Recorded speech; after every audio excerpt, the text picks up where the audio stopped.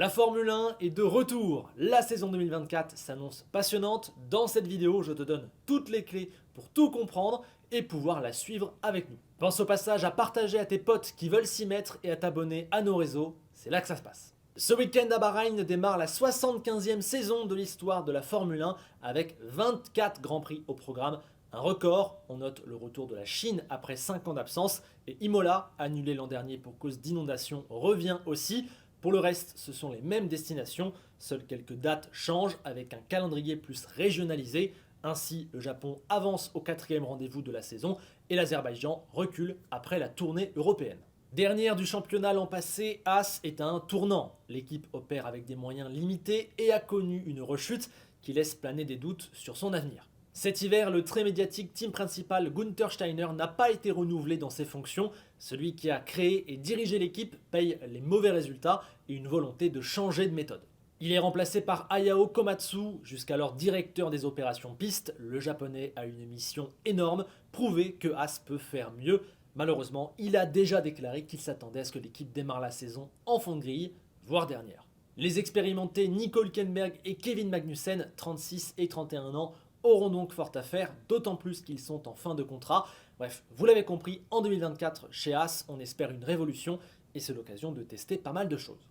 9e l'an dernier, Alfa Romeo Sauber a beaucoup changé. Déjà, exit Alfa Romeo, bonjour Stake et Kick qui, au gré des législations, seront les nouveaux sponsors titres et donc le nouveau nom de l'équipe. Avec une direction artistique déjà totalement remodelée, l'équipe voudra rebondir après plusieurs saisons de déception et cette avant-dernière place de l'an dernier.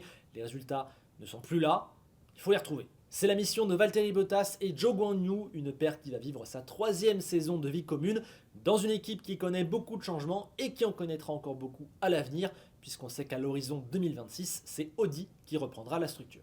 L'autre équipe qui a énormément changé, c'est AlphaTauri, désormais appelée Visa Cash-App RB.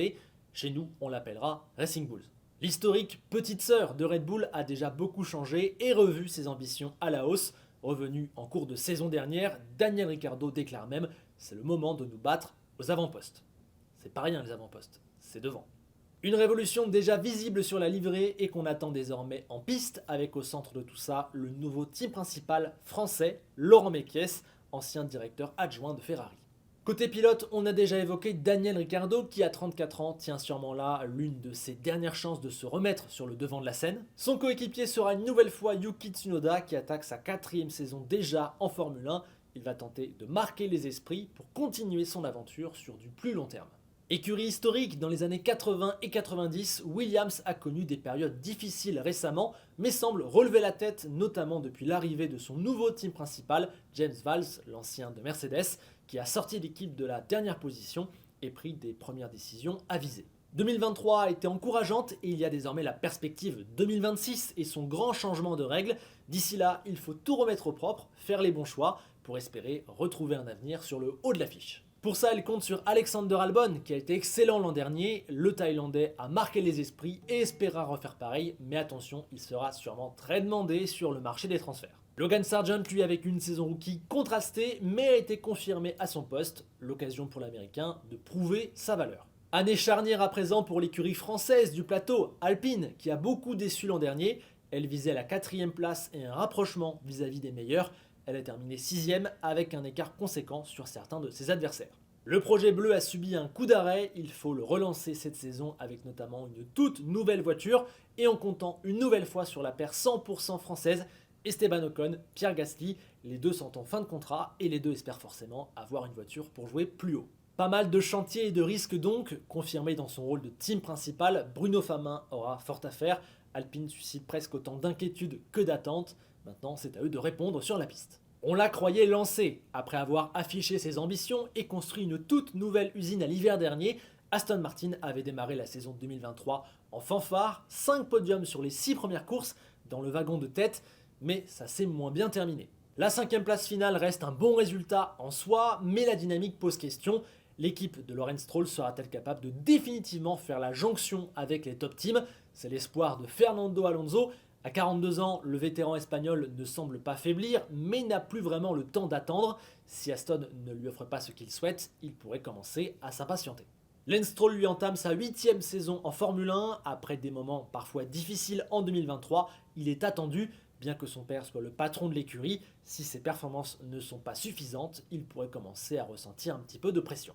Géant endormi depuis une quinzaine d'années, McLaren a brisé son plafond de verre l'an dernier. En dernière ligne lors des premières courses, elle a revu intégralement sa copie jusqu'à émerger sur la deuxième partie de saison dans le groupe des top teams, étant même par instant la concurrente la plus féroce à Red Bull. La dynamique et le moral sont donc merveilleux, tout fonctionne chez McLaren avec en plus un duo de pilotes jeunes, prometteurs et prolongés sur du très long terme. Lando Norris espère prochainement décrocher sa première victoire en Formule 1.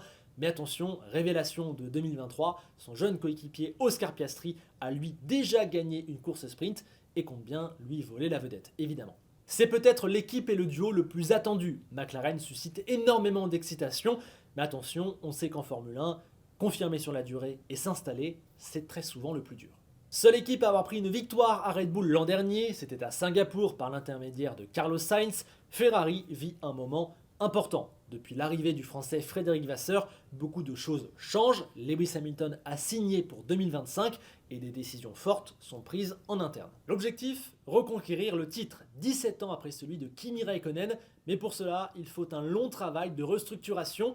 En 2024, la Scuderia visera donc déjà de faire du mieux possible, toujours emmené par un Charles Leclerc qui a prolongé sur du très long terme et un Carlos Sainz, lui, qui devra quitter l'écurie à la fin de la saison, mais d'ici là qui voudra prendre les meilleurs résultats possibles pour retrouver le meilleur siège possible. Championne de 2014 à 2020, Mercedes est à un tournant de son histoire. Perdue dans l'évolution de son concept depuis 2 ans et bientôt orpheline d'Hamilton, elle va devoir se restructurer sportivement et humainement. L'équipe est tombée de son piédestal mais revient en 2024 avec une monoplace totalement nouvelle, un changement de philosophie nécessaire, mais sauront-ils le comprendre, le maîtriser et le développer? C'est tout l'enjeu de la dernière saison de Lewis Hamilton chez les Flèches d'Argent. George Russell, lui, aura la pression puisqu'il devra prouver qu'il est bien le futur numéro 1 de l'équipe. Et il y aura également du travail pour le patron, Toto Wolff, qui va devoir choisir le remplaçant de Lewis. Année charnière pour Mercedes. Et puis nous avons l'indétrônable Red Bull, vainqueur de 21 des 22 Grands Prix de la dernière saison et complètement intouchable depuis l'instauration des nouvelles règles à l'hiver 2022. Devant tant de performances et même peut-être presque de perfection, il n'y a rien à dire. Toujours emmenés par Max Verstappen, ils tenteront d'aller chercher toujours plus de titres, de victoires et de records. Mais la concurrence, nombreuse, tentera de l'en empêcher et espère que quelques cailloux peuvent se glisser dans la chaussure de l'écurie imbattable. Pourquoi pas le cas de Sergio Pérez qui connaît parfois quelques périodes difficiles. Pourquoi pas surtout le cas de Christian Horner. Le team principal est visé par une enquête interne pour un potentiel comportement inapproprié. Pour l'instant, tant que les conclusions ne sont pas rendues, rien ne bouge, mais ça pourrait donc évoluer et avoir des conséquences sur la saison. En tout cas, ça semble montrer qu'il y a quelques distorsions en interne.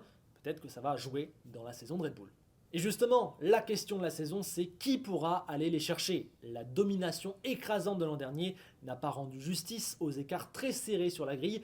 4 ou 5 équipes ne sont qu'à quelques dixièmes de renverser la table et le travail de l'hiver rebat toujours un petit peu les cartes. Les essais de pré-saison qui se sont tenus la semaine dernière ont d'ailleurs prouvé que tout le monde avait progressé et que les voitures ne cessent d'évoluer. Il y a donc l'espoir qu'au bout d'un moment, tout le monde finisse par être dans un mouchoir de poche. Ce qui rend également cette saison excitante, c'est le marché des transferts. 12 pilotes sont en fin de contrat à la fin de la saison et il y aura de très grosses places à prendre.